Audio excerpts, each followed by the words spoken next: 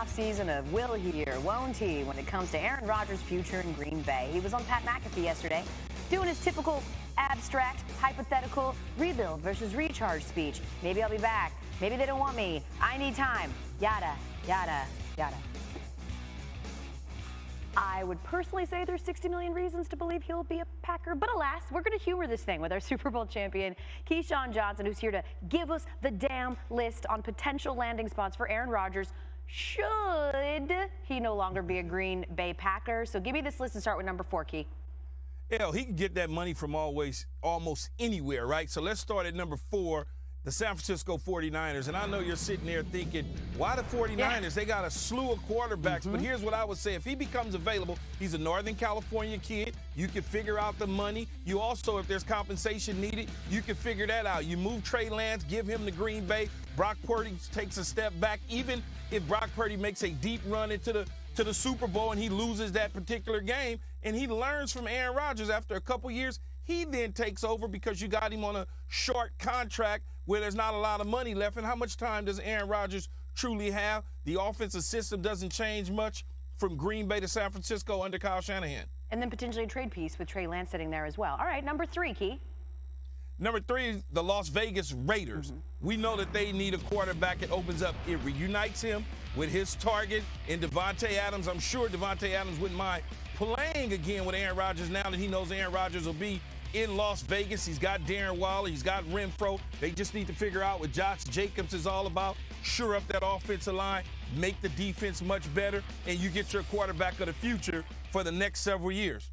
Yeah, also a low bar, right? Like Derek Carr, arguably one of the greatest Raiders quarterbacks of all time, and he had 0 postseason wins. What's number 2, Key?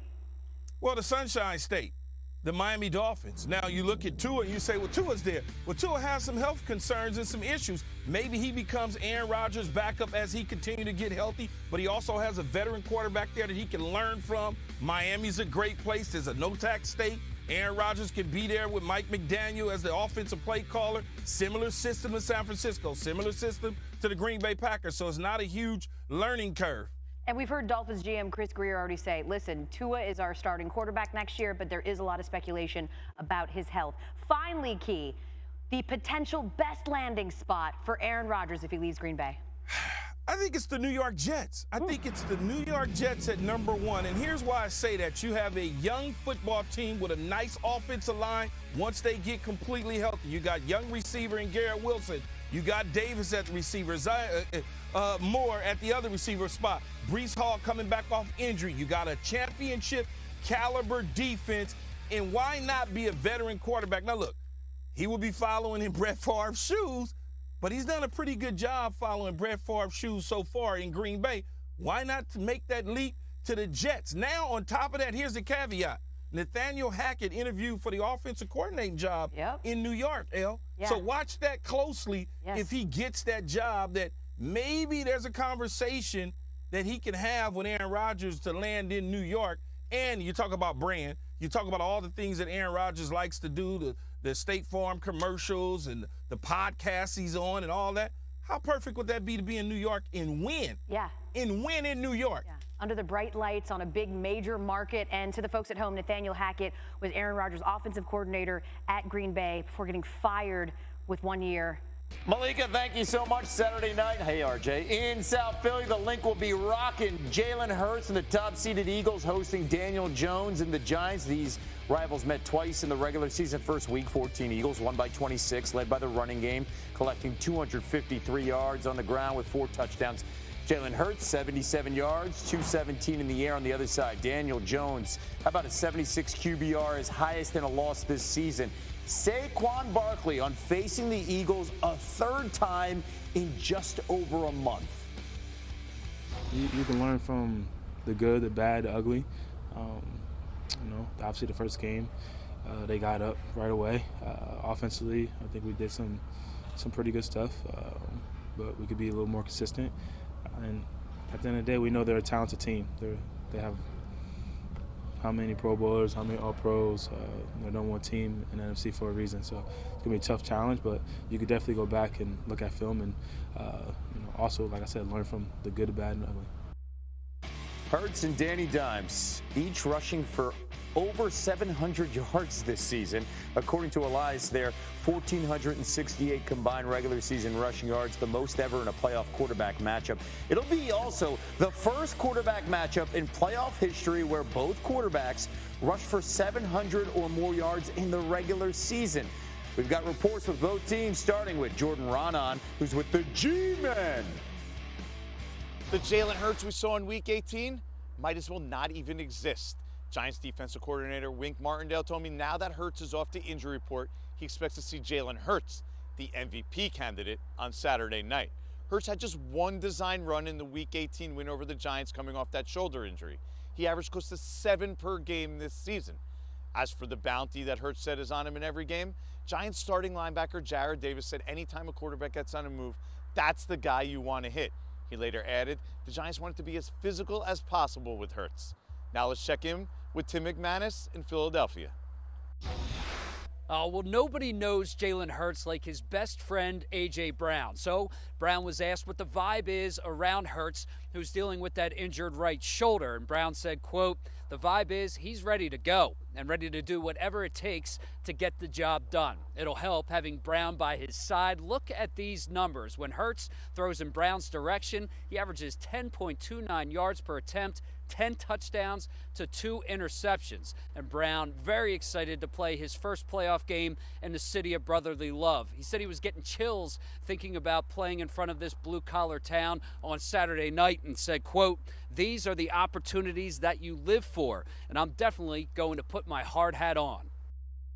As promised, Booger McFarland back with us here on SportsCenter. And Boog, when you take a look specifically your position and what you did in the NFL, the defensive front here, Dexter Lawrence was fantastic in that Giants victory against the Vikings, pressuring Kirk Cousins 6 times. Now he's matched up against Jason Kelce of the Eagles, that fantastic center. How do you think this will play a role here in the Eagles' offense to have success? Well, Kev, it's going to be everything because you know Jason Kelce at the point of attack, he is a phenomenal blocker, but where he really excels is his ability to pull out. So the guard's going to block down, Kelce's going to pull around, and they're going to run a ton of RPOs. They're going to run Sanders outside. Their run game is so dynamic, but Dexter Lawrence was such a key figure. Look no further than the last play of the game against the Minnesota Vikings when Kirk Cousins dropped back, and everybody's saying on 4th and 8, why did Kirk throw short? Because Dexter Lawrence was in his face, both run and pass. He has been dominant all season long and all pro, Kev. And if they can't block Dexter Lawrence, they're not going to be able to run the football. And then that puts the game in Jalen Hurts' hands. Jalen Hurts that's a little hobbled with the shoulder. It could get very interesting for your Eagles, my friend. We will see how that plays out on Saturday night. By the way, the Giants with 6 straight wins against the #1 seeds in the playoffs dating back to 1990. Let's go to the AFC, and it's all about the star power, specifically the Bills and Bengals at quarterback on Sunday night. Josh Allen with 3 turnovers last weekend after just 2 in his first 6 playoff games combined. Joe Burrow and Cincy, they could only muster 234 total yards against the Ravens. Here's Allen heading into the matchup against Burrow. Last week, maybe getting too aggressive and just understanding, with the lead, just forcing longer drives instead of helping, their team get back in it, and that's what I really did. And again, I credit our defense for stepping up and guys making some plays on the offensive side of the ball. But again, we're not going to get caught up in a couple bad plays that we had last week, and we're going to focus on the good, and we're going to learn from it. And like I said, our attention's all on Cincinnati come Sunday at 3 o'clock. Booger, I love this question. Which quarterback do you trust more this weekend? That is Josh Allen or Joe Burrow? Kev, I'll answer it like this. Go Tigers. And shout out to my guy, Coach Ed Ogeron, for winning the national championship at LSU. Kev, it's got to be Joe Burrow because of a couple of reasons. Number one, the weapons that he has. When you look at Chase, Boyd, Higgins, to me, it's the best trio of wide receivers in the National Football League. And you couple that with the lack of pass rush coming from Buffalo. Let's not forget, they got Von Miller for games like this. Who's going to rush the passer? Ed Oliver, Greg Rousseau. Who's going to step up? Right now, I don't have as much confidence in the Bills' pass rush as I do in Cincinnati and Burrow and those trio of wide receivers. And if you can't get pressure on Joe Burrow, he will gut you apart. And I know people are going to say, well, what about the offensive line? Let's not forget, Joe Burrow was one of the most sacked quarterbacks in football last year, and he still got the Bengals to the Super Bowl. He understands how to play under pressure, or should I say, Tigers understand how to play under pressure, my friend. Oh, boy. It's the only way we could talk good about LSU right now, and he's got to bring it all back to the LSU Tigers and what he saw for Joe. By the way, though, let's not forget, and I think America does forget, that it was the Bengals that went to the Super Bowl last year, and all the offseason hype has been about the Chiefs and the Bills. We will see how this plays out, of course, over the weekend. Boog, appreciate you.